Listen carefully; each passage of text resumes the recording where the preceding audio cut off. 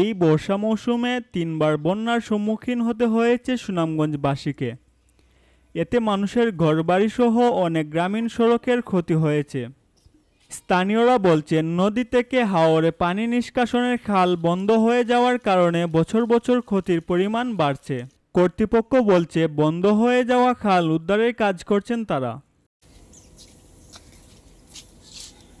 নদী থেকে হাওরে পানি ঢোকার সংযোগ খাল বন্ধ থাকায় গেল ২ মাসের ৩ দফা বন্যায় গ্রামীণ সড়ক ভেঙে হাওরে পানি প্রবেশ করতে দেখা গেছে। ক্ষতিগ্রস্ত হয়েছেন সুনামগঞ্জবাসী।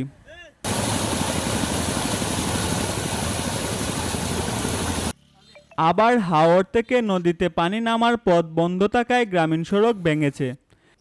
জনপদে দীর্ঘদিন ভোগান্তি পোহাতে হয়েছে। খুব কষ্ট করার সাইরো বাই অনেক বাঙ্গিয়া আর কি খাল তো পড়ে গেছে, বানুন দেওয়াল উত্তম বান, বুঝছো? এর লাগিয়ে যাই আমরা এই সড়কে আমরা খুব বুগাইতে আছি। খাল যে আগে ছোটবেলা পানি গেছে আইছে সবসময়, এটা তো চলাচল হয়েছে। কত খাল খোলা আছিল সবটা, তো সব খাল এখন বন্ধ। মানে ক্ষতি আমরা তো রাস্তা ভাঙ্গিয়া হেৰি উফরিতে পানি যায় আর বাজে রাস্তা ভাঙ্গিয়া পারে সব জায়গায়।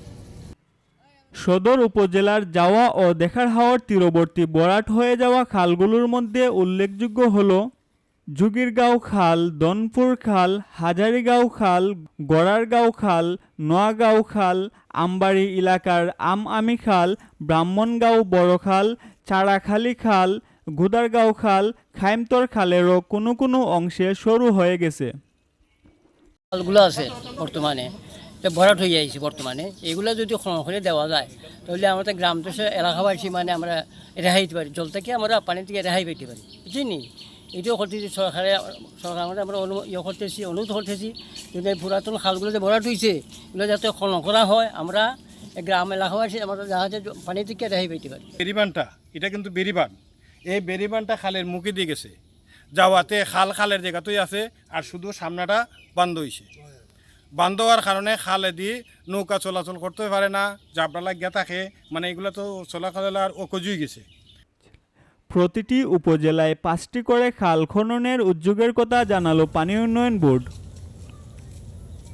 উপজেলায় 5টি করে খাল আমরা চিহ্নিত করেছি এবং এই খালগুলোকে আমরা পুনরায় আমাদের যে প্রস্তাবিত ডিপিপি আছে, জসিমুদ্দিন লবণাক্ত ছোট নদীর খাল ও তল্লাশি পুনর্খনন প্রকল্প দ্বিতীয় পর্যায়ে আমরা সেটা আমরা অন্তর্ভুক্তির জন্য আমরা অলরেডি লিস্ট পাঠিয়েছি। তো সেখানে আমরা এই পর্যায়ক্রমে আমরা এই খালগুলো খনন করব। দ্রুত সুরমা নদী থেকে উৎপন্ন হওয়া দখল খালগুলো উদ্ধার ও খনন দাবি সুনামগঞ্জবাসীর।